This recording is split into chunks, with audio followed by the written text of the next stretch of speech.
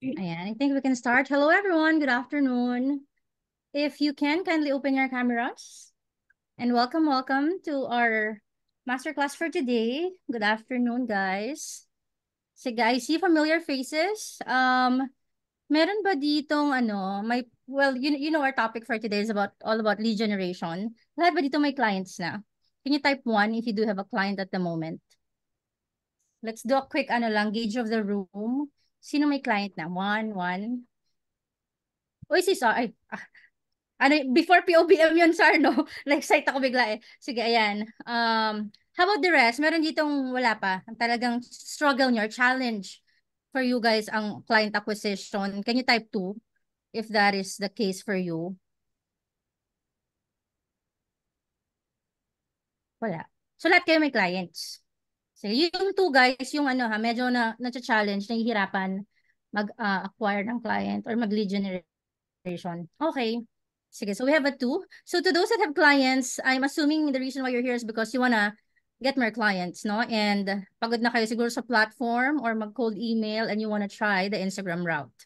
If that is the case, then you are in the right room because yeah, our guest expert for today is an expert in that specific domain. So I want to be mindful of everyone's time again. For any questions, guys, you can just type them in the chat. We will be monitoring it, and siguro later, kung may time pa, we could do a quick Q&A. But yeah, I'd like to go ahead and proceed now with our topic, all about lead generation using Instagram nga. And our guest for today is actually a lead generation engagement and DM sales specialist. And she's also a mentor to freelancers already. And she's none other than Fatima Mobi. Hello, dear. Good afternoon. Welcome sa Powerhouse Community.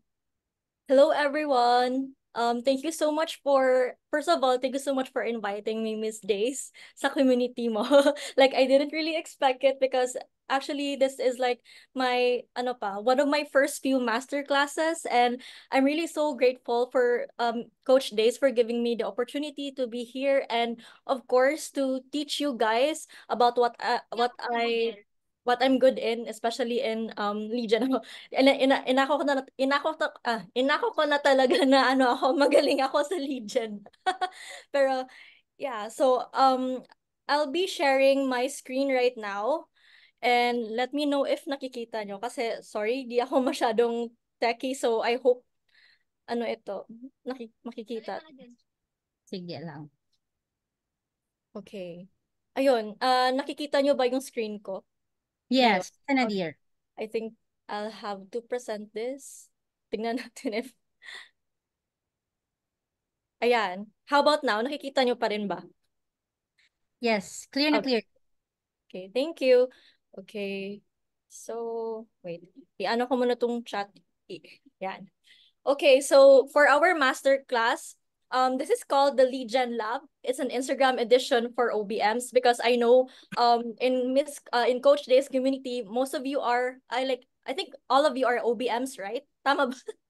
So, but if ever hindi ka naman OBM, it's all the strategies that you're going to learn today is applicable for any type of naman din, like service provider.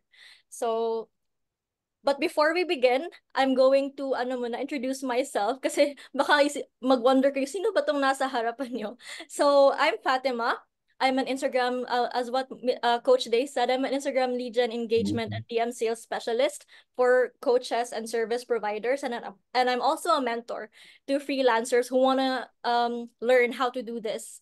So, first of all, magkaiba silang lahat, yung lead gen engagement and DM sales. Kasi I think people are not that, like, aware na iba-iba yung definitions for this. So lead gen, that's basically like yung pagsosource, paghahanap ng leads. Engagement is the nurturing, and DM sales is selling in the DMs. So may mga ibang service providers na let's say lead gen engagement lang yung ginagawa nila. Meron din kagaya ko na lahat, like from attracting, nurturing, then closing. So ganun. Kaya iba-iba. Kaya nilagay ko talaga yung difference. So, background about me, I have been freelancing for 4 years now. So that was around March of 2020. So yung business ko was a born during the pandemic, and I think maybe some of you here have been here in the freelancing business for same year as Mina din.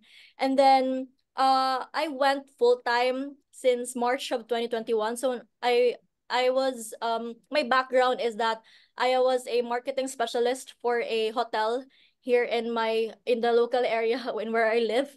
And then I decided to resign, and I became a full-time freelancer na. And then when I started out, I was a general virtual assistant. I think this is really one of the first few things that we try when we start out as a freelancer, yung pagiging general virtual assistant.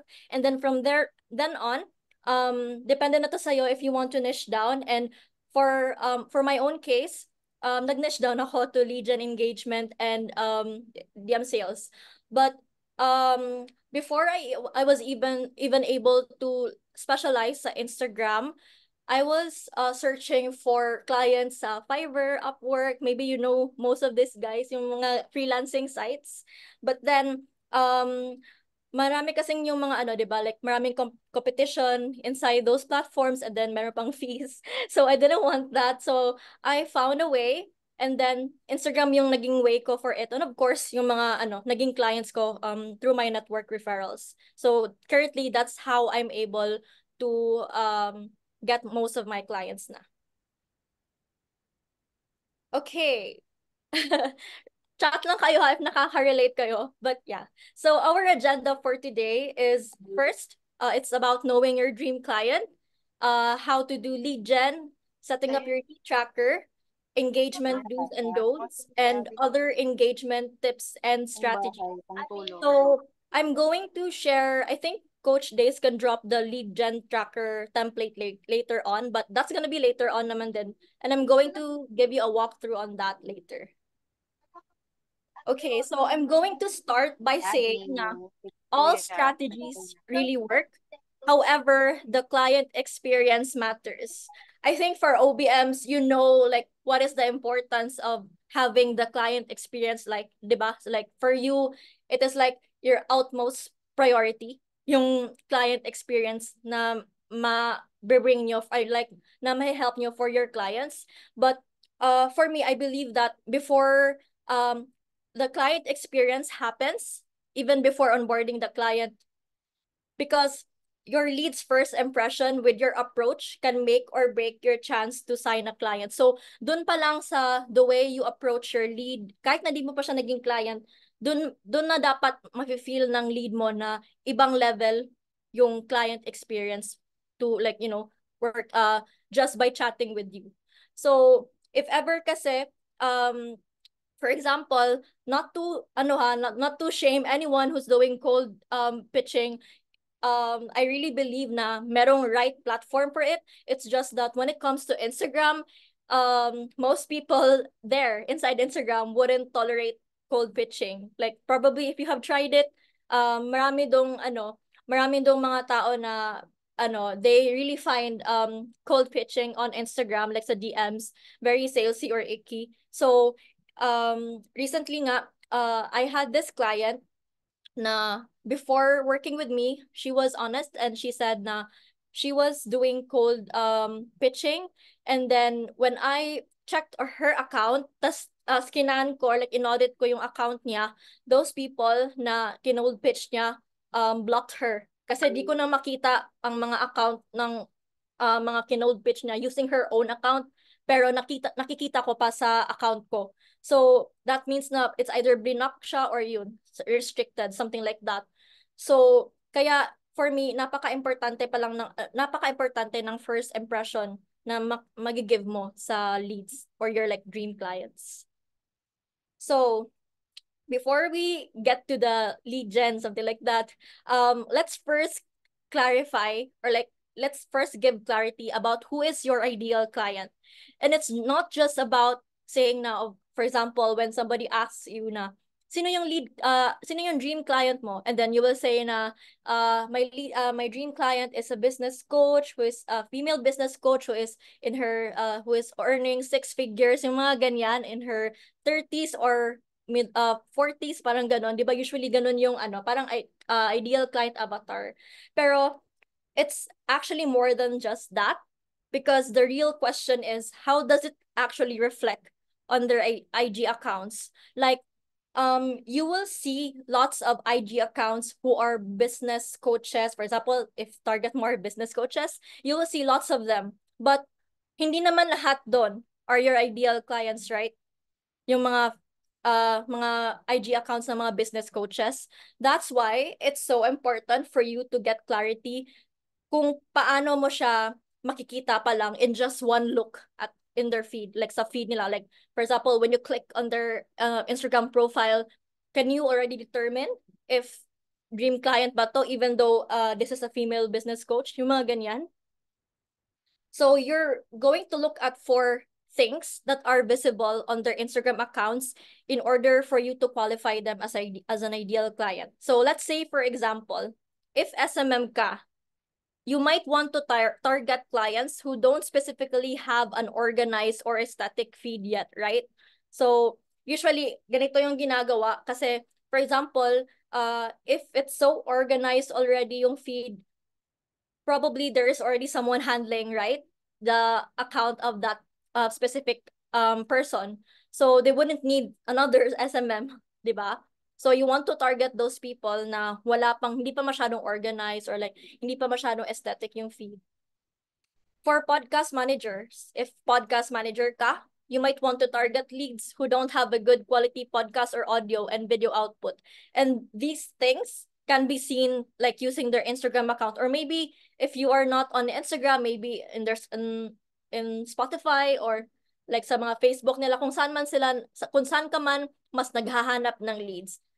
So, for example, for their podcast audio, maybe they have a snippet of it on Instagram or somewhere else, and then you check it out, and then it's really not at like a good quality one. So that gives you an idea na it's either merong general virtual assistant na nag-aano, hindi naman sa pag-aano, pag-shame, hindi naman sinishame yung mga virtual assistant ha, pero sometimes kasi baka hindi nila specialize, kaya hindi sila masyadong hindi masyadong quality yung podcast audio, or they just do it on their own, and then they don't really know how to make it clean or something like that. So nakikita yan sa mga snippets nila sa Instagram Reels, or mismo sa Spotify nila na kung saan nila hino-host yung nila, podcast episodes nila. And then for example, for me, DM sales specialist, I might want to target clients who are consistently posting effective content and showing up to sell their offers every day. So ito yung mga tina-target ko na clients who are consistent with marketing and selling their offers, so that madali lang mag-nurture sa leads sa DMs. So ganun. And then for OBMs, kasi OBMs kayo, right? A huge part, like, correct me if I'm wrong, a huge part of your responsibility is to set up systems in your client's business. So, for example, lang to ha, like there could be a lot more. But like one of the things that you could look out for could be, do they have links set up properly in their bio? Like during their launches, or like does it look like their setup is all over the place? Di ba makikita mo naman yan, like if click mo yung bio nila, ano ba, like, or ano ba siya, like set up ba siya properly? Or let's say, for example, meron akong example nito.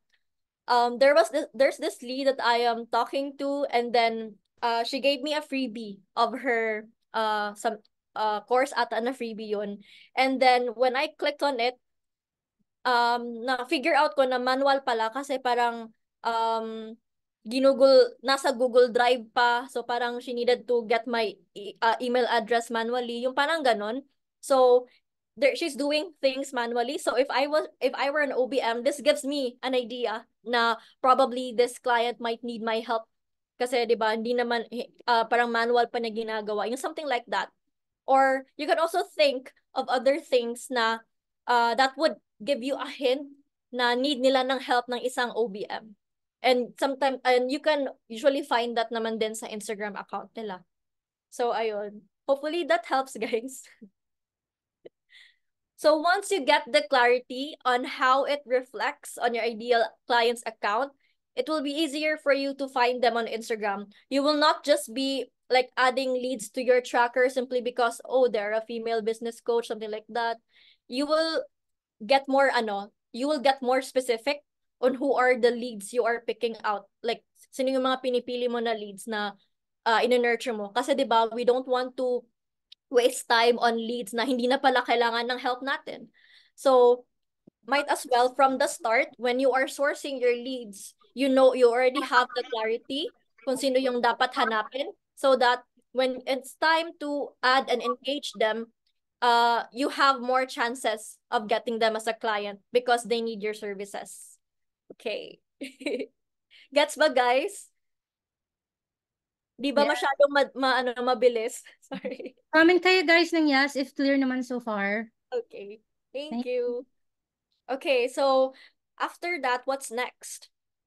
Let's find your dream clients na. So ito na yung hinihintay nyo, guys. Okay. So, lead gen on Instagram. I would say it's kind of like different from what we do sa Facebook, sa LinkedIn, ano pa ba, Fiverr, Upwork. Kasi instead of looking for job opportunities, you look for opportunities to connect with your dream clients. Ito yung mga clients na you really want to work with, 'di ba? So, ano yung mga ways? So actually, there are 7 ways. Hindi ko lang nalagay ata yung isa dito. But here are the ways. So first is keywords plus search bar. Second, niche hashtags. Third, your own competitors. Fourth, your industry leaders in that niche that you're serving. Fifth is potential client suggested account buttons. And sixth is your clients, followers. And lastly, yung similar target accounts. So let's go over this one by one. So sa keywords plus search bar. So the keyword is your client's niche, and then type it in the IG search bar. So here's an example in on the left side or right side ata of your screen. So as you can see here, after you type the keyword, click see all results and then account. So lalabas dyan lahat. Yan. Next is your niche hashtag. So make the hashtag more specific. If it's too broad, there might be a lot of unqualified leads you'll have to scan. So identify what specific niche hashtags your ideal clients use. So for example, dito sa nasa screen, I went to one of my ideal clients account, and then I clicked on her one of her recent posts, and then I look at the hashtags that she has been using, and then yun yung kiniklik ko kasi usually, as you can see naman, very specific yung hashtags na ginagamit niya. Like, hindi masyadong maraming like hindi maabot, meron mga times na parang maabot ng 1 million, pero mostly kasi yung mga very specific na hashtags yung ginagamit niya. So you can try to do that too. Next is your competitors. Ito yung sinasabi nila na work smart, not hard. So if you know your competitor is doing lead gen, like consistently, it might be, you might be able to find then leads that they are targeting na dapat then you have the same, like you have the same target clients. So you can scan through their following, yung nasa itaas when you click on their Instagram profile, or you can scan through the likes and comments that they get on their posts. Now, usually what I do, actually I do both.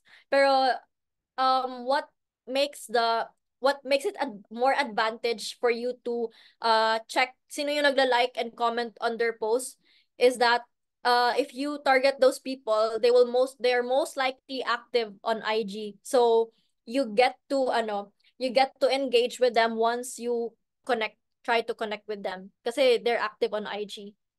Ayun. Next is industry leaders. So ang mga industry leaders, these are people that your dream clients look up to. So for example, with this, it's XO Jinji. So I would say she's an industry leader for business coaches. So if wala kang maisip na industry leader, one tip for that is you go to, this is like one of the easiest things that you could do. You go to Spotify, and then you look for you look for podcast that is related to the niche of your client, and then check nyo sino yung nag-host ng podcast na yon. And then usually yung nag-host ng podcast na yan, meron siyang it's either a Facebook group, or maybe that person has Instagram account. So that's how you can do it if wala kang idea right now kung sino yung industry leaders ng dream clients mo. Next is suggested accounts. For this feature, I'm not quite sure if this is still like available for all IG accounts. Because diba, laging nag-update yung Instagram. So there are some features that are gone, then there are some features na hindi naman totally nawala sa lahat. So like, yeah. The way for you to do this is by, for example, you go to an Instagram account, and then dapat na Instagram account ng isang dream client mo, and then you click on the plus sign, and then you will see their related accounts to that person. So usually yung mga nakiklik, or like usually yung mga sinasuggest na accounts are people who have the same niche as that person. And then next, your clients' followers. So for those of you, kasi di ba si Coach Days kanina, sino yung may mga client, and if your client is, let's say, very active on Instagram, you could probably find dream clients in her own account too. So that's what you can do. So you can scan through their followers or scan through the comments and likes of their posts. Usually meron talaga yung mga ka-niche nila na nagfa-follow sa kanila. So that's also one way for you to do it. Next is, if ayaw mo yung kanina na work smart, not hard, ito yung gawin mo. Hindi ka makokonsensya nito. So, these are people who target the same client as you, but aren't offering the same services as you. So, for example, for me, since I'm a DM sales specialist and I target business coaches, yung similar target accounts ko could be OPMs who also target business coaches. In that way, hindi magka-clash yung namin, yung services, yung services namin, but we have similar clients, diba? Or like target clients. So that's what you can do. Okay. So, hindi naman lahat na kailangan mong gawin, like there were 7, right? Not all of those you need to do. You only need to figure out what method works for you best. Personally for me, I use yung similar target accounts and then industry leaders. So before I used to use Instagram hashtags, yung niche hashtags. Kaso kasi 'di ba, as what some of you may know, yung parang like nalilimit na yung power ng hashtags right now. So, hindi na like there are lots of people na who don't use the Instagram hashtags. So, parang nalilimit na yung nun. Pero before that's what I use, but now yun nga use ko yung yung ngayon yung similar target accounts and industry leaders. So, ayun. So, ito pa isang tip. Like, this is like one of my secrets. If you want to find clients who can pay premium services, yung pang premium talaga, then look for those people who invested in premium programs. So, let's say, yung it's Exogenji. So, sometimes, like, a background of her, just to give you a background of her, she offers like 6-figure programs. Meron din mga 5-figure, pero yun, as you may know, premium talaga yung rates niya. And then sometimes she will tag those people who availed her courses or programs, and then you will find them it's either sa stories niya if super recent, or Instagram highlights niya. Like for example, you look for their highlights. Like for example, if your target are business coaches, check out their highlights and sorry kasi merong di ko alam if maririnig, pero may airplane na dumaan. Okay, so going back, check their highlights, and then tignan niyo sino yung mga sino yung mga nag-avail ng courses nila. And most likely, these people can also pay for premium support. Kasi 'di ba, if they invested in premium programs to enhance their skills or like their marketing skills, they would also invest in, like for example, OBM support na pang premium din. So these people have the money, so it gives you like higher chance to attract them kasi they already know the value of investing. You don't need to encourage them or persuade them because they already know it, like the value that it brings to their business. So ayun, ito yung pinaka tip ko. Okay, so now we're going to set up your lead tracker. If you can nalagay na ni Coach Days yung link, so you can copy that, and I will be giving you a walkthrough of how to use it. Teka lang ha. Sige guys, let us know if you're able to copy it na by typing done. Sige lang. So click the link. It will make you copy it in your own drives. And then once you're done, type done na lang para we know we can proceed. And thank you for this, Fatima. Okay. Welcome. Okay. Yung Canva pa din yung nakikita, no? Teka lang ha. Ito. Ayan. Can you see my lead gen tracker template na ba? Yes. Okay. So, this is your lead gen tracker template. It's super simple. Actually, yung sa akin naman as lead gen specialist, napakahaba pa ng notes nito, pero I wanted to make it just short for you para hindi masyadong maraming details. So, and you can make it easier for you. So first is, actually lahat ng ito are like super self-explanatory, but we'll just go over this one by one.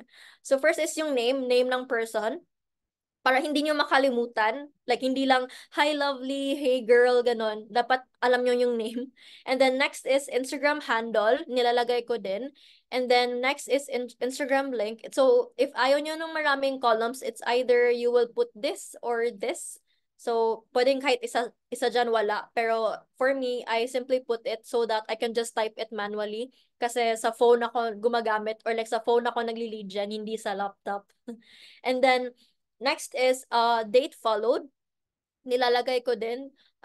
One of the good things, if you put kailan mo siya finalo, and for example, if na kuha mo siya or like na-sign mo siya as a client, it gives you like yung parang malulook back mo, like how long did it take for you to sign as a client.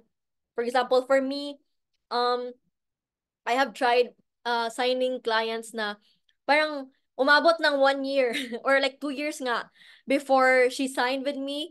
Pero meron din mga iba na 7 months, or like let's say meron din iba weeks lang or like even a day lang after we connected. So it gives you like an idea, ganon. And then it gives you like a good thing to look back din, ganon. So next is type of lead.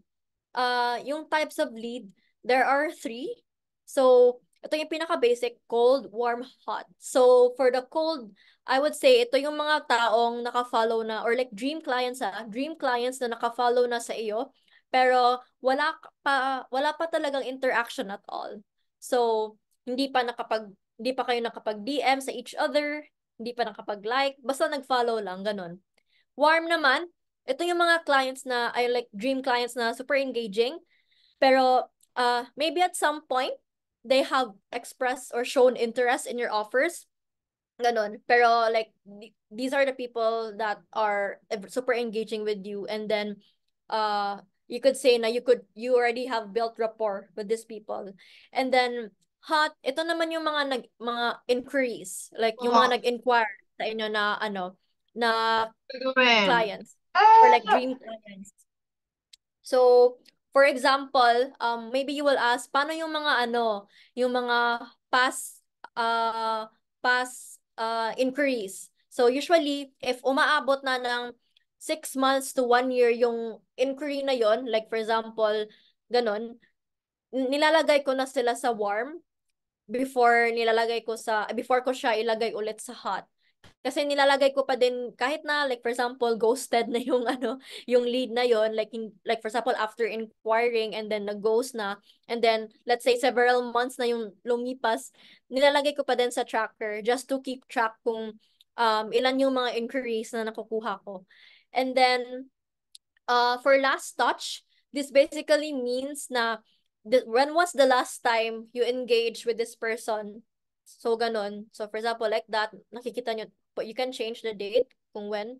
And then the attempts. So what I mean by this is that when it comes to connecting kasi, I would suggest that you will only try 3 times, pero dapat hindi consecutive. Like, for example, Monday, Tuesday, Wednesday, nag-try kang mag-initiate ng connection, pero hindi pa din. So, what you will do is parang siya, alternate siya. So, for example, and I would even say na alternate it like once a week.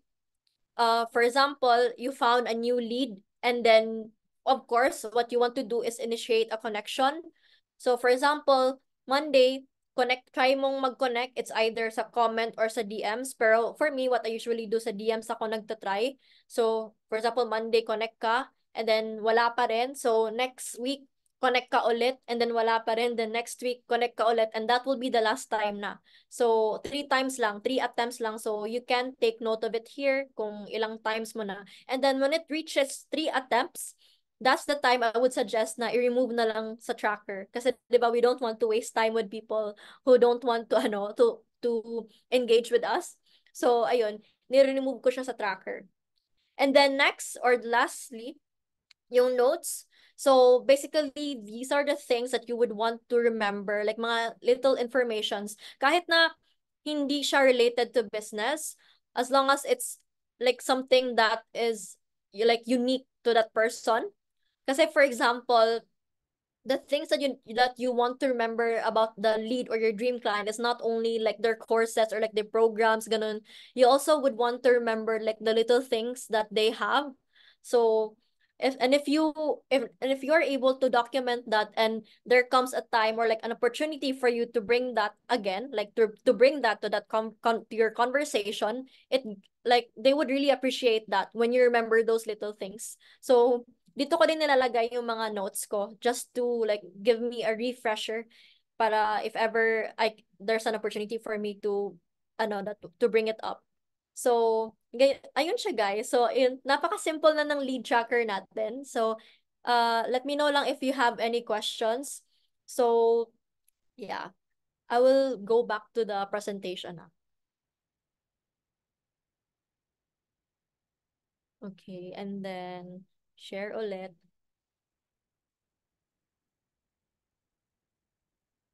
Ayan.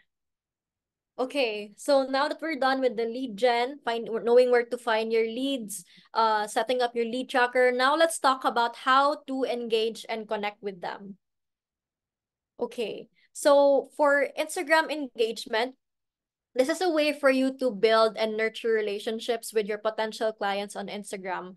Let's start first with the no-nos. So maybe some of you are familiar with this because parang when Instagram was in the hype of like for example sa 2020, parang maraming gumagawa nito. So first is yung 3-2-1 strategy. Probably most of you are familiar with this. Spamming likes, cold pitching in the DMs, sharing your offer, post to multiple leads in the DMs, tas yung, hi, hello, how's your business going, then pitch. Marami pa rin gumagawa nito ngayon. Pero the thing is, since this is like overused and abused, and if you use this or like if you use these strategies to your dream clients, it will be so obvious that you're taking them as a lead. Simply because parang it's been like lots of people are using this. So, ayun. Another set, engaging randomly with people just to boost your engagement.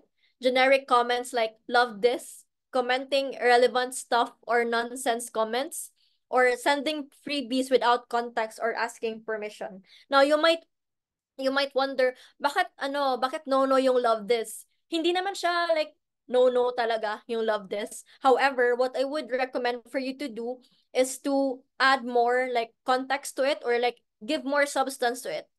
So you can say na love this, okay, you will say na love this, I really appreciate you for sharing this with us.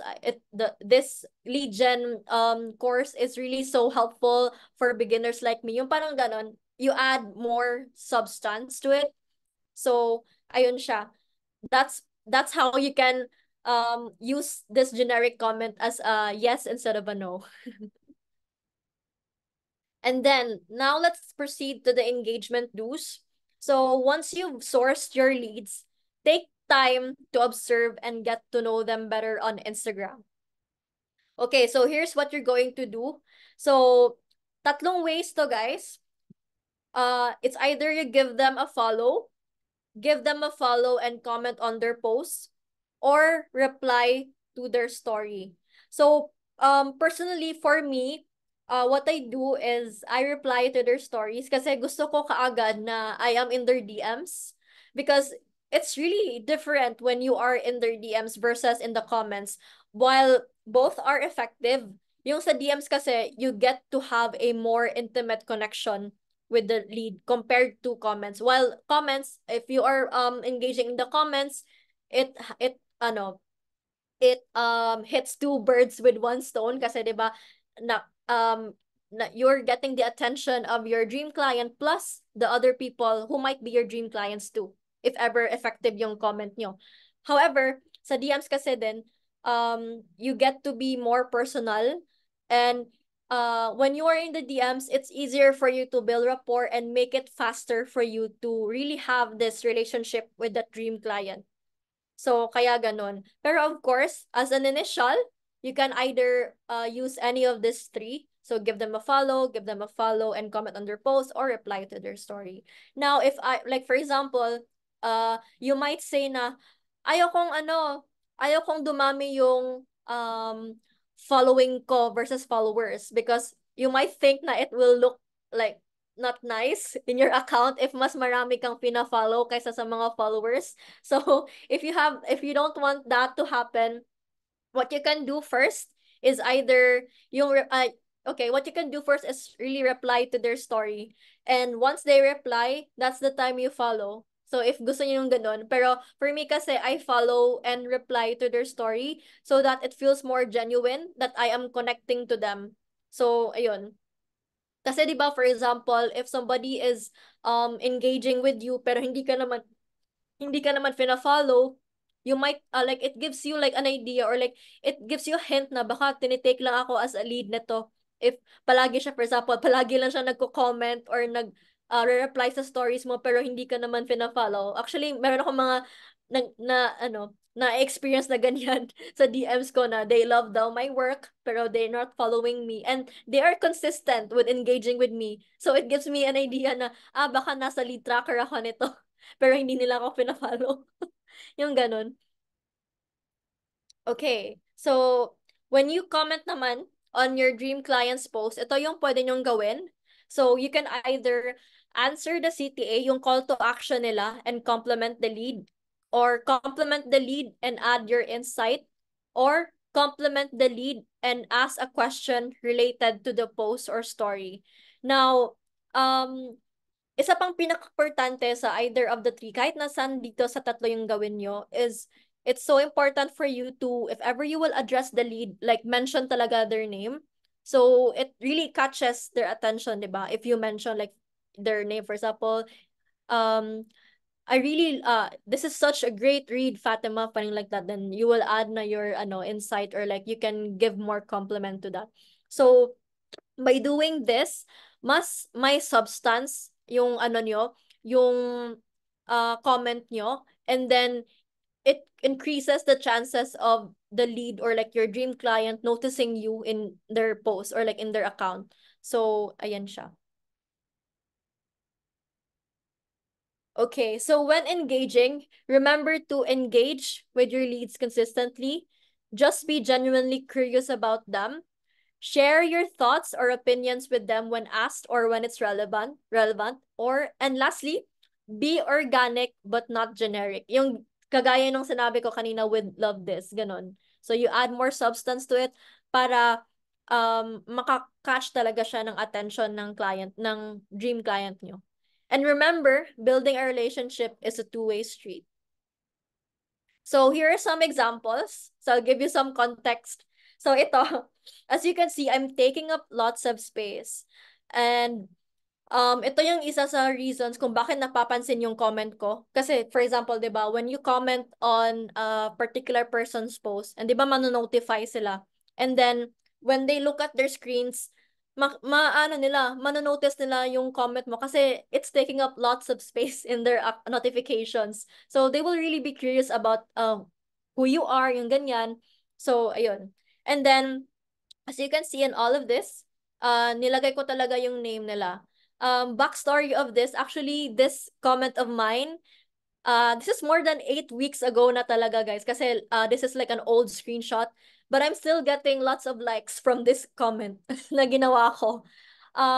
This person, she's one of the people that I look up to when I started freelancing. She's a Instagram coach, I think. Hindi ko alam if nag-change na ba siya ng niche, pero she was an Instagram coach, and um I used to always agree with what she was saying, but this time kasi, I think she said na engagement is a waste of time daw. Like, it's really what she said in her post. And then, of course, as an engagement specialist, I commented on her post, and I shared like my ideas on about it, like bakit I don't see it that way, ganon. And then, marami naman din nang agree. Pero yeah, it's one way for you to get attention. Next is ito. So, this is what I meant yung sa notes, di ba, kanina sa lead gen tracker. I know that this person is someone who doesn't show her face on in the camera. Like, parang napag-usapan namin sa DMs na she's too shy, ganun. So, ni-note ko to sa DM, ay like sa lead tracker ko. And then I said there na ito yung ano niya, experience niya. Pero when she shared this post, she was already like talking in front of the camera. I think it was her first talking head reel. So I really mentioned it na here, as you can see, it's nice to see you now in front of the cam. And I think she really appreciated it. Kasi yun, sino ba makaka-remember nung gano'n, di ba? Like, or sino ba yung makaka-notice? So, it's really like one way for you to get the attention. And I think because of this, nag-inquire siya sa services ko. So, ganun siya, guys. Pinansin ko talaga yung mga little details and then put it in my notes. Next is here. So, as you can see ulit, minention ko yung name ni Carol and here ni Rachel. So, I added more context. Usually kasi yung ginagamit lang ng people, louder for the people at the back. Ganun lang yung comment nila. Ganyan. Then I added more. Nobody is great at what they do before they really started doing it. Parang ganyan. I just shared more insights about it, or like what I could say about it. And then here then, I also shared my insights. If you're thinking of ways on how you can make it more valuable, or like parang may substance talaga, maybe you can relate your own experience. For example, for this, I said here, let's just say na, sabi ko dito, nobody's great at what they do before they really started doing it. Then I could say na, back then when I was still starting out, this is what I did, something like that. So you can share your own experience para it gives more a unique comment talaga, yung ganon. Tas may value talaga, ganon. So you can do that. And of course, here are other engagement tips and strategies. So one tip here is leveraging your audience, or like the audience, I mean, of your dream client. So what do I mean by this? In this strategy kasi, you're hitting two birds with one stone. So first is you get noticed by your dream client, and then second is you get noticed by other dream clients inside her community too. So how do you do this? So first is, what you're going to do is take a look at a recent post from your dream client or from their industry leader that resonates with you the most. And then next is reshare it to your story by gassing them up and add more value or insight to it. So examples nito, for example, with this, So, this is again Jeannie. Okay, Jeannie Fierce pala yung IG handle. Yung kanina, yung maraming likes. Ito yun siya. This was like, I think, 3 years ago ko na comment or like na reshare sa story niya. So, as you can see here, I, s- I gassed her up. So, here, but I've seen how Jeannie Fierce is not like them. She's no BS and she knows what she's talking about. Something like that. Tapos nag-disagree ako after. Pero like, ito yung sinabi ko before about her. And then it's a way for you like to boost their ego or to boost their ego. And itong reshared post niya, pinost niya to sa stories niya. So what happened is maraming nag-follow sa akin coming from her own community because of that. And she has maybe 80K followers, hindi ko lang sure. So imagine the potential of your story being reshared by like someone like parang influencer, 'di ba? So ganun. Yun. And then here nilagay ko din dito. I think this is a community of freelancers ata to. And then I shared their post and then my thoughts on it. So basically that's how you do it. Now hindi naman to 100% guarantee na once you do this, i-share na nila because it's like, it's still their own call if they will share it or not. But as long as you are genuinely doing it, then most likely the chances of your reshared post or like reshared story increases if gagawin mo siya ng paganito. Next is, wait, di maklik. Yan. Aim getting your comment pinned at the top of your post. I mean like at the top of your dream client's post pala. So in this strategy, you want to make sure that every comment you leave is as valuable as possible, that they wouldn't hesitate to pin your comment to the top. So this is also one way for you to get more or like to get more followers then.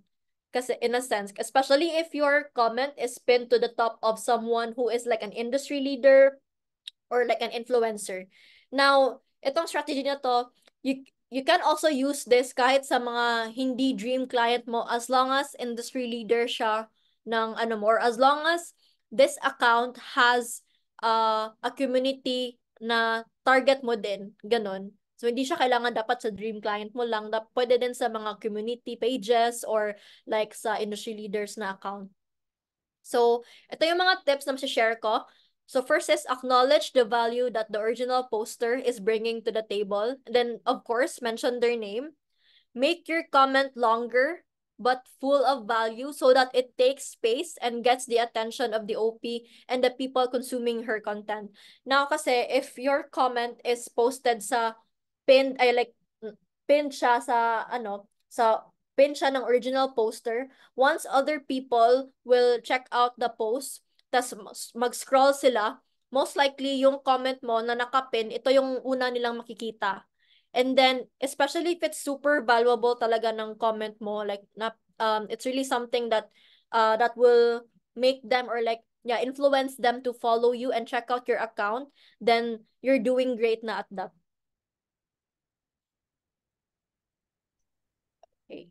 Yun. So, next is ito. Create a service guide to attract other types of buyers.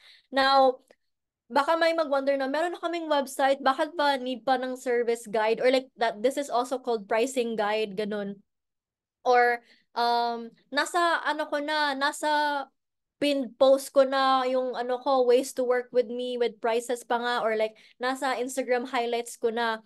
However, kasi what I observed is that hindi naman lahat ng dream clients mo are, let's say, brave enough to chat you sa DMs. Merong mga iba na naglo-lurk, and one way for you to catch them is through having this pricing guide. So probably if you don't have it yet, what you can do is I think you can use yung MailerLite, ano pa ba, Mailchimp to do that. So and then once you collect yung mga, 'di ba, mako-collect mo yung mga taong nag-download ng pricing guide mo, what you do is you connect and engage with them. So, ganun mo pwedeng ma-nurture pa more. Instead of just like leaving it as it is. I know maybe some of you might have email sequences after they download the guide, pero it's really different, or like it gives you a higher chance of like taking them as a client when you also connect with them in the DMs, or like connect with them on Instagram. Kasi meron talagang mga tao na ganun, and I have observed this like for my client.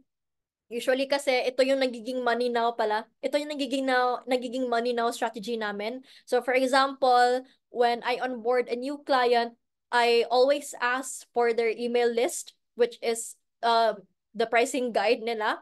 And then ang ginagawa ko, sino-source ko yun, or like chine-check ko sino yung mga nag-download ng pricing guide, tas kino-connect ko sa Instagram. Kasi there's still a lot of them who will only download but not follow the person. So, ayun siya, kino-connect ko and engage. And then up to the time that I can ask more about it, and then that's the time na usually nako-close din namin yung ganun. Kasi they were like, it gives you an idea na they are already interested. Maybe it's just that if meron pa sila mga questions ganun pero di nila sinabi sa'yo like through email, 'di ba? So sometimes meron kaming nakuha na actually nag-ano lang kami, finalo namin. Yung lead is galing from the pricing guide list. Finalo namin siya. And then, finalo back kami, nagbigay kami ng welcome message, and then after, nag-ask siya sa services. Pero we already know that she is already in our pricing guide. So, ganun din sometimes yung way for you to, target those people. Ayan, more things to remember. If you have been consistently engaging with the lead, you'll see progress in the way he or she responds to you, especially in the DMs. So, if you have tried this na maybe you have this one dream client na you have been consistently engaging, you will see na maybe before, let's say, ano lang siya, thank you, okay, great, ganun lang yung, para siyang nonchalant person, mag-reply sa'yo sa DMs, parang ganun. Pero, once you consistently engage with that lead, nagwo-warm up siya sa'yo. And then ultimately, yung the way she responds or he or she responds to you will be different. And that's the time you know na nakapag-build ka na ng rapport. And then build rapport first before planning to offer anything, whether that's free or paid. So usually 4 to 6 weeks of consistent engagement with the lead. So this is specific to Instagram ah. So I would say ganito yung dapat gawin nyo. Like at least before ka muna mag-pitch ng offer mo, at least 4 to 6 weeks of consistent engagement. Hindi kasi pwede na, for example, you source this lead and then engage ka lang one time. Hindi kasi mabibuild yung rapport nun if one time lang ikaw nag-engage sa lead, dapat consistent ka nun. So, ayun. Whether kahit na free yan, kasi alam ko like meron mag-a-ask na what if free, okay naman i-share, di ba? Kahit na free yan, as long as you have already built rapport, then that's the time that you can introduce it, ganun. And then when using this strategy, it's best for you if you are building a personal brand and you can market and sell your services consistently. So, itong relationship-based strategy kasi, I would say it really works well if you have a personal brand. So, for example, if you have created an Instagram account, if you have created a LinkedIn account, Facebook account, yung meron ka talagang, personal brand wherein you market your services and sell them consistently. Kasi, um, this helps your client get nurtured kasi not only in the DMs but also sa content mo. So, mas mag-work siya if you put it that way. Like if you combine the two, when you are consistent with your marketing and then you're also consistent with reaching out or like engaging with your leads. And then one last reminder, yung lead gen and engagement kasi na this strategy will only be a support to whatever efforts you're doing with your marketing and selling your services. So, hindi rin pwede na, for example, lead gen ka lang ng lead gen pero wala kang content or like hindi ka nagsisell ng services mo. Like, kahit man lang isell mo lang yung services mo sa stories mo or sa post mo, ganun. So, dapat siya, like your results will really be optimized if both of them will work together. Ganun siya sa strategy na to. Ayan, so example, actually I specifically shared this screenshots kasi yung client ko for this is an OBM. So, OBM na client ko to, and then uh this is what I said na itong lead na to, galing to siya sa pricing guide or email list ng client ko. And then we connected with her. As you can see, May 15, kaka-connect lang namin. Like last month lang to. May 15, we followed her and she followed us back. Kaya naglagay ako ng welcome message. And then, I even like only said, wow, that's really amazing to her account. Like, parang story, hindi ko na ma-remember anong story to. Pero after that, she, she inquired again about the service. So, ayun siya, napaka-simple lang. And then the other screenshot is this lead inquired after I reinitiated the convo. So prior to working with this client, nakipag-engage na siya, like I think probably around September. She was already following this, or like they have already been talking to each other. And then nung April, my client kasi stopped doing engagement. So nung April pa lang na na balik, and then we just actually congratulated her. I think she signed a new client on this. And then we congratulated her, and then ayun, after a few hours, nag-ask siya about if my client is helping with client workflows.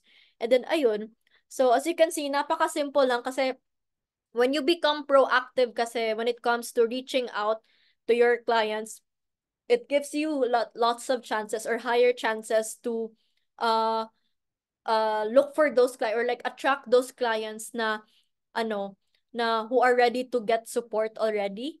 So hindi kasi pwedeng like, for example, you only post and goes, or like ka lang, aasa ka lang sa effort ng content mo, especially that nowadays marami ng 'di ba, marami ng competition. So it really helps if you become proactive with doing lead gen engagement. It really helps if you become consistent with it, because this is really like a money generating activity for you if you do this so well, and then you're able to build rapport with this client, or like with this dream clients. Because even though they might not like become a dream, or like they might not be a client right now, or like hindi mo man sila ma-sign right now or today, if you have been building rapport with them, or like consistently engaging with them, you're planting a seed.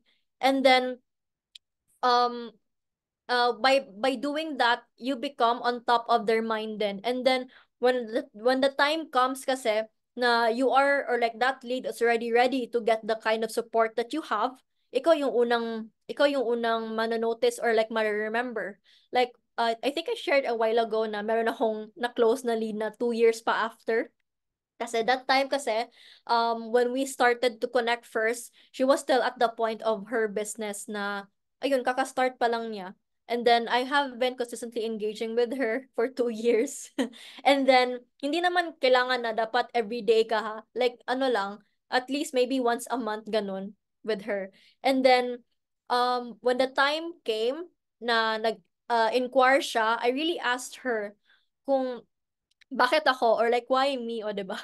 Tas sabi niya kasi kahit na marami daw maraming mga VAs na di-DM sa account niya to to share their support, like their services ganon, she really loved the way na hindi ako nag-pitch sa kanya.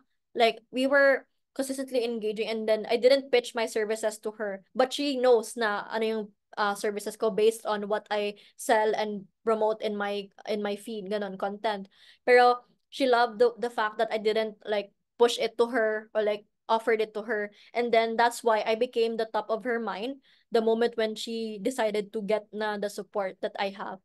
Ayun. And then she happens to be one of my highest paying clients naman at this time because of that. So ayun.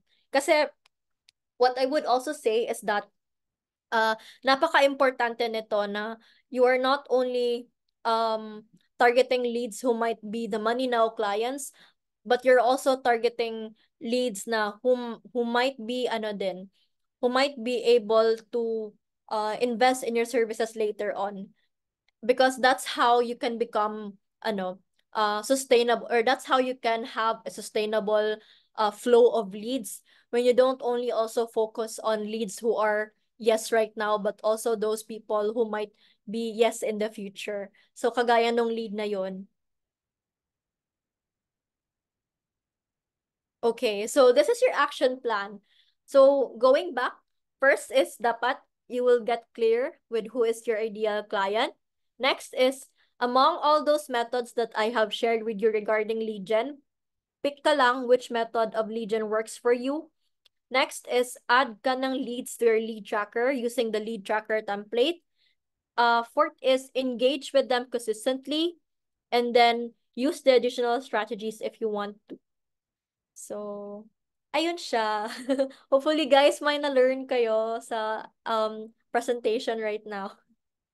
Yes, marami. Thank you so much, guys. Type naman kayo dyan. What's your takeaway? Like, tumatak sa inyo. Before tayo mag-Q&A, can you just quickly share what's the one thing na talagang na-absorb nyo and you feel na you can put to action right away para we could, Fatima can have feedback. Sige. Pero while you're thinking, let's do a quick, photo op, Coach Kai. Sige, open cam na, guys. Matik na yan sa atin. Sige, super helpful. Ako may tanong ako actually. So, let's do the quick photo lang and then we'll proceed with the question. Ayan. Hello, hello, my dears. Basta share lang for a while para makita natin lahat ng participants. Ayan. Yung kaya lang naman. Sige, sige. Yan. Sorry, stop ko lang muna para makita ng lahat. Alright, sige. Sa page 1. Teka lang alright. 1, 2, 3. Alright. Sa page 2. 1, 2, 3. Okay. Done na, Coach? Yep.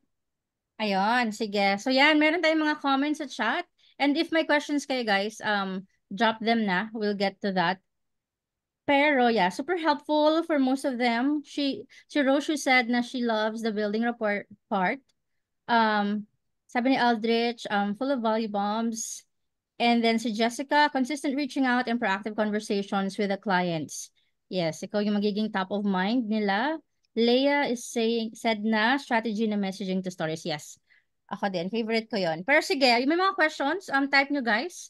May nakita ko kanina before yung akin. Sino ba yun?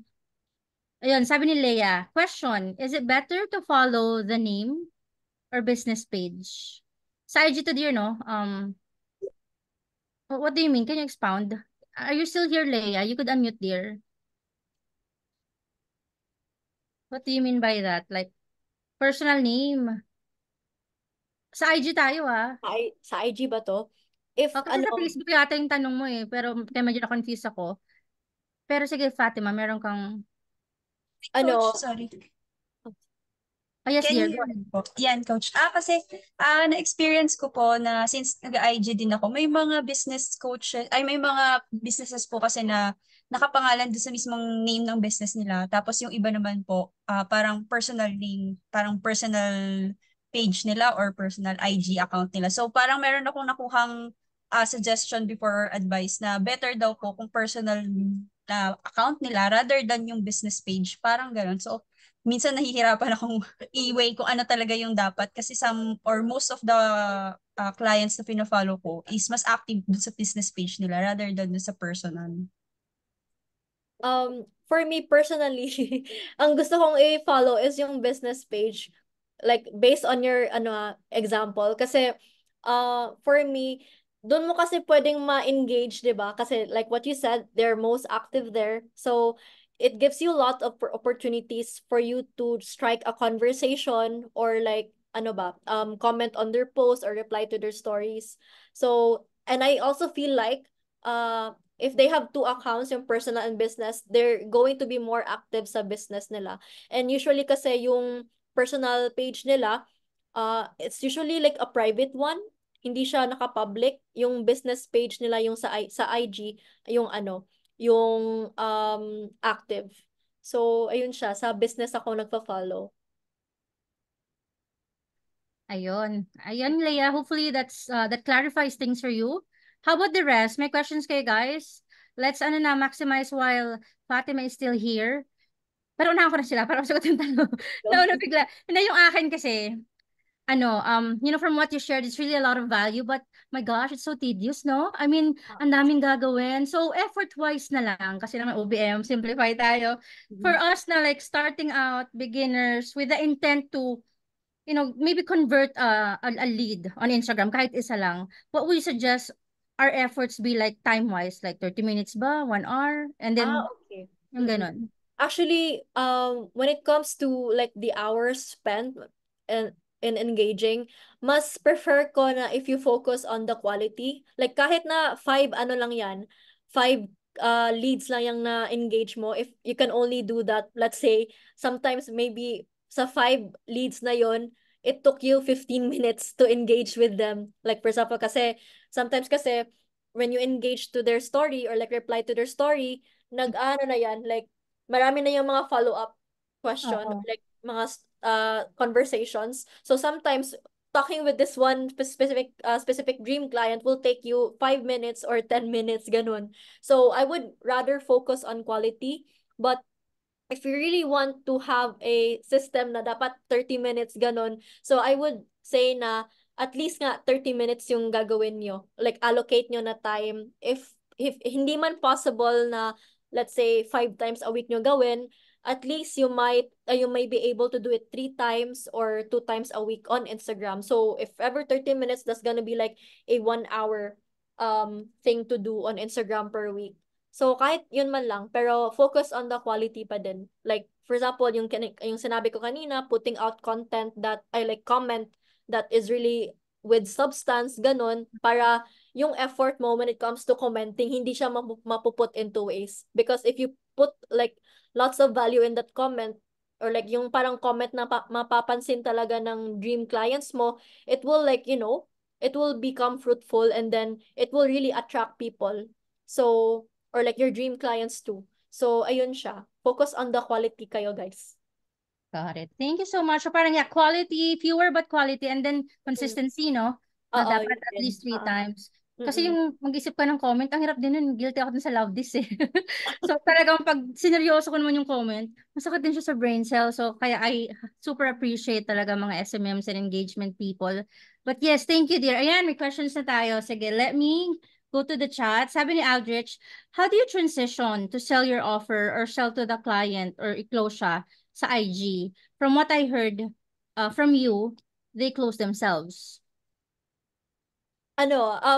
For this one, like what I have advised kanina or earlier on, dapat talaga nakapag-build ka muna ng rapport, and then dapat if ever you want to pitch or like close or like transition to selling, dapat 4 to 6 weeks of consistent engagement muna kayo. So in this time, dapat within the 4 to 6 weeks, nakapag-consistently engage kayo with the person, and then if ever that time comes, you can be you can be direct, and let's say you can say na let's say you will send a DM and you will say to the person na, hey Fatima, it's really like dapat hindi lang parang randomly ha. What I usually do kasi is I reply to a story. Pero another way is you directly send a message to that person. As long as nakapag-build ka ng rapport, hindi siya magiging awkward. You will know if you have you will know if you have built rapport, if ever you are going to pitch, hindi siya feeling awkward yung ganon. Malalaman mo yan. So like for example, you will say na hey Fatima, it's really been a pleasure for me to connect with you for a long time right now, or something like that. And then you will say na, I really want to know more about your business. Parang ganun ka na. Mag-transition ka to business talk. So that's how you're going to do it. And uh hindi to salesy kasi you already have built rapport. Like hindi siya parang cold pitch na kagaya ng ginagawa ng iba na diretso lang. Pero since you have already built rapport, it will be easier for the lead to open up to you. Maybe pala naghahanap siya ng support mo, ganun. it could also be that way. And then by doing it first, or like parang ikaw yung mag-initiate, it helps, or like it gives them like an opportunity for them to to voice out, kasi baka they're looking for your let's just say they're looking pala for your kind of support, and then when you initiated the conversation, yun lang pala yung nila, yun lang pala yung hinihintay nila. Pero at this time, at least you have built rapport. So if ever man i-reject ka with your business talk, something like that, hindi siya magiging awkward kasi you have already built rapport. Pero hindi ko talaga na-try na na-reject ako with that. Kasi I know that I have built rapport. So, ayun. Hopefully, nasagot ko yung tanong Yes, mo. let us Pero, know, Aldrich. Heart pero to or usually thumbs up. kasi, yung mga clients ko din, I have two kinds of clients. Yung mga clients na sila mismo nagko-close sa call. Usually, yung mga service providers ko na clients, they want to really close sa discovery call or sa sales call. So, kaya sila na yung nagko-close themselves sa sales call. And then, I just probably, if ever may nag-inquire, binibigay ko lang yung booking link ng ng client ko. And then, usually kasi, yung mga kino-close ko sa DMs, these are for coaches. Kasi I think most coaches don't hop on a sales call na right now. And usually naka-close sila even just to chat. So, yun yung, doon ako doon ko binabagay yung services ko right now. So, yeah, ganun. Ganun yung way ko. Very extensive response to your question, Aldrich. I hope that was answered. Let us know in the chat. And while waiting in the rest, guys, let's give our thank you and feedback kay Fatima for sharing her expertise. Coach Kai dropped the link sa ating masterclass form. So pa-answer naman, guys, and we will share kasi your feedback din kay Fatima later. Ayan, thank you daw, sabi ni Aldrich. All right, sige, let's go to sabi ni Kay, thank you daw. I love how you don't straight up offer your service, but because you keep popping up on their notifs and that you engage with them, you get to attract them to inquire about your services. By the way, out of the 100 target clients, how many of those would you expect to follow back and eventually engage with you? What's a good conversion rate? Okay, so actually, this is a great question. So, yung 100 target clients, actually, ito yung isasabi, ano ko sa inyo na, if ever magsasource kayo ng leads, at least target 100 leads yung isasource nyo, like initially. And then, for those 100 leads, dapat consistent kayo. So, maybe, for example, if you're going to start connecting with these people na, maybe you can do 25 for this week, i-divide nyo yung 100 until you are able to connect with them all. Of course, if kaya nyo man i-connect silang lahat in just a week, they go. Pero if ever gusto nyo yung parang paunti-unti lang, so you can do it that way. And then, when it comes to having them follow back, it totally depends on the person kasi. So, you can't force them to follow you back. Pero as long as you do the strategies that I have mentioned, it gives you a higher chance for them to follow back. Yun yung masasabi ko, like hindi ko yan na calculate if ilan yung nag-follow back. Sorry. And then yeah, so I think yun yung question mo. All right. Ayan, Kay. Let us know if that's good in the chat. Ayan, thank you daw. Sige. Sheila Marie also has a question. Ano yung mga limitation ng engagement sa IG? For example, 10 comments per hour lang ba pwede? May ganun bang limitations? Okay, so this is also a good question. It actually depends on how active you are sa Instagram. So for example, if you have been like a super active engager, you can always do probably, or like it's not impossible for you at least to do like 50 comments in an hour if super active ka sa Instagram. But if you are just starting out, yung 10 comments nga per hour, or like limit it to 15 if ever. Pero dapat hindi like yung parang 1 minute ago ka pa nag-comment nito, another minute. So parang i-ano mo siya pa din, bigyan mo pa din ng time interval in that 1 hour yung comment nyo. Especially if you are still a beginner kasi or like you are still new to IG sa account nyo kasi yung algorithm or like yung bot ng Instagram, manonotice nila yan kung how fast kayo mag-engage. So, dapat nyo muna siyang isanay na, for example, this is how you are engaging right now. So if ever masanay na yon, you will ultimately like increase your number of comments or like engagements. So tama yung sinabi niya na ano muna, 10 comments per hour muna if ever bago ka pa lang sa IG para hindi ka ma-restrict or ma-limit. Alright, so yun, noted guys. Ano ulit? Sorry, 10. Noted tapos ano ulit? Lumagpas eh. 10 comments per hour? Sabi mo? 10 to 15 pero dapat naka-ano siya, naka-interval, hindi siya yung parang ano Oo. consecutive Parang talaga. natural ka lang na yung Oo, space. ganon. Okay, got it. Sige. Thank you. Ayan, hope that was answered, Sheila. Si Kay, may pahabol. Do you have daw an engagement schedule? Like sa dami ng leads na na-accumulate sa daily lead gen activity, how do you organize what to do at a specific time or schedule and who to engage with? Okay. So, actually, what I do is, yung kagaya na sinabi ko, 100 leads muna.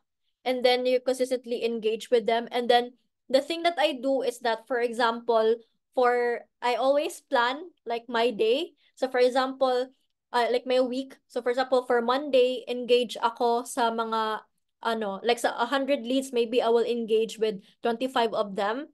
And then, tomorrow or like Tuesday, engage ulit with another 25. But if you have, let's say, if meron ka na palang warm, hot, cold leads, so what you're gonna do is, this is just a suggestion ha, not like the rule. Pero for example, Monday, mag-engage ka or like you initiate connection with the new leads. Tuesday, engage ka sa warm leads. Wednesday, engage ka sa hot leads. So, para na din easier for you to keep track. Kasi 'di ba, for example, iba-iba naman yung statuses ng leads mo like that you will find. So, meron na yung mga, let's say, hot, cold, warm. So, for you to do it like more efficiently, ginugroup ko sila. So, yun, ganun yung ginagawa ko, na ginugroup ko sila para alam ko na din kung madali lang din i-update sa tracker kasi pwede niyo yung i-group at i-filter out, 'di ba? So, yung sa Google Sheets or like maybe you're using other like ClickUp and on Airtable, ganun pwede siyang i-filter out. So, maybe you can do that and have it by day yung pag-engage sa mga different kinds of leads.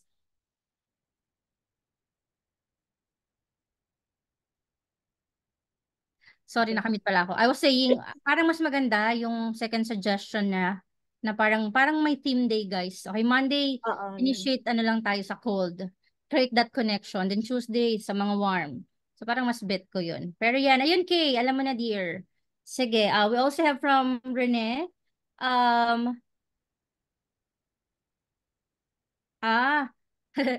Halatang nag-AI ito kay Malinde. Oh, can I copy my comment from AI then paste to comment section para mabilis? Tama ba? Sige. Okay. Okay, so regarding AI, okay naman din na like mag-ask ka ng help sa AI. However, kasi you might know this na, pero like meron kasing mga specific words that AI always uses, 'di ba?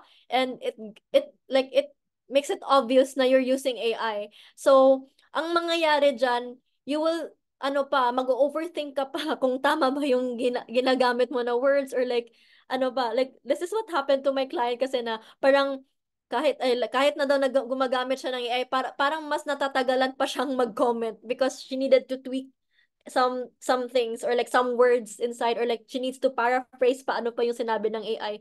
Kasi usually kasi parang di ko pa alam if yung AI ba is at the point na ba na pwede na ba siyang pero like that's what based lang on what my client said, parang na-overthink pa niya yung ginagamit niya or like yung help ng ginagawa ng AI kasi nga merong mga words doon na parang obvious na AI yung ginamit. So ayun. Pwede to pero you need to tweak it para hindi siya masyadong halata na AI. Ayun, sige. Ayun, Kuya Rene. Hopefully that gives you the answer that you need. Let's move kay Jevelyn. Pag new pa lang sa IG, should I keep posting muna sa account ko para magkaroon ng buhay? Then saka lang ako mag-transition with doing engagement sa mga leads. For me, I would suggest you do both. Actually, for like my own experience, I started creating my account sa IG, like yung business account ko, July of 2021. And then at that time, wala talaga akong post pa nun. Pero I was already engaging. At the back end, of course, I was creating posts that I will post sa feed ko. Pero I was already also engaging with a client or like a dream client or like my dream leads. Ganon. And then, even before I posted my first post, nakapag-sign ako ng client, like, because I was just engaging. And then, meron nga akong ano nito meron akong post about this na nakapag-sign ako with less than 100 followers pa nga at that time and wala pa akong post nun. So, ayun, possible siya na wag kang maghintay na meron ka ng post. You just start na lang. You can also start engaging na din. Yun, sige. Thank you. Thank you for the question, Jev. Sige. Meron pa ba? Last, from Kay. I think last na to lang ng hahabol, guys. Sabi ni Kay Rojas, do you engage with the same lead across platforms or IG lang? For me, IG ako. So, and usually kasi yung mga tina-target ko na clients, 'di ba? Like what I said kanina, sila yung mga clients na always nag-show up sa IG. So, IG is also their main platform. So, I usually like only engage with them on IG. Maybe I have been following some of them on Facebook pero di ako nag-engage sa Facebook. So, ayun siya, IG lang talaga ako. Ayun. I think when it comes to who and where you'll engage, it depends on your ICA. Like where are they most active talaga. So kung LinkedIn tayo. Kung nasa IG naman, the IG. Ayun, sabi ni Jeff, thank you, follow kita. Yes, follow niyo si Fatima. How can they follow you ba? Like if they wanna connect with you, what will they search on Facebook ba, dear? They will search for my name. So it's Fatima Mobi. Yung ano ko talaga, name ko talaga para walang maano. I will put it here. Ayun. Like yan. So you can follow me there, guys. And if you have any questions, you can also send me a DM there. I see. All right. Ayan guys ha. So check yun na. And I hope you've also answered the feedback form na para lang we could give thanks to Fatima. Do you have anything na upcoming offers ba or launches na you wanna share or none at the moment naman? Oh, okay. I will share my screen. Okay Yeah, lang ba? sige. Oo. Okay. This is just gonna be short, guys. So if ever you want to learn more, actually, I offer one-on-one mentorship like what I've said kanina. So, this is a customized support for done-for-you service providers like you. So, kahit na hindi ka magsispecialize sa lead gen engagement, as long as you want to learn more about how to attract, nurture, and convert clients on Instagram, so you will learn more about this through my one-on-one mentorship program. And it's currently, like, you can see the deliverables here naman din, like yung mga features. So meron siyang one-on-one chat support, and then you have lifetime access to modules and counting pa yan. So like, marami, currently is 20 modules, pero marami pa akong i-add kasi, ayun, like, it's like the strategies are changing, so I want to add more depending on what works now. And then, ayun, yun siya. And then I also have something else. So if you want a more if you want support pero hindi mo naman kailangan like meron ka lahat ng modules or something like that, kasi yung sa one-on-one mentorship you will learn kasi all the strategies that I used. Pero here, so one-on-one consultation call, this will be specifically about like the specific strategy that you're going to use based on your current situation. So in this one-on-one consultation call, it's a 90-minute one-on-one consultation call with 2-week chat support to talk about anything talaga, like strategy, business, mindset in general. So ito yung inclusions, 90-minute one-on-one consultation call notes, then my 2-week chat support, and then you have access then to one-on-one call recording. So the investment for this is 8,000 until June 31, and then it will be back to 12 after the promo period. So ayun lang, guys.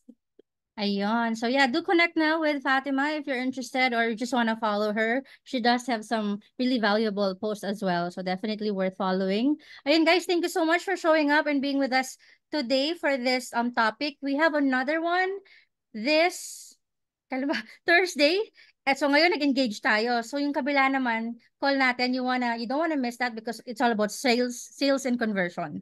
So if you wanna attend that, then we shall release the the event calendar and the registration form sa community ulit. So yeah, just watch out na lang sa community and hope you could still join us on Thursday as well. Thank you so much, guys. Thank you so much, Fatima, for gracing us with your expertise. God bless, guys. See you. Bye-bye.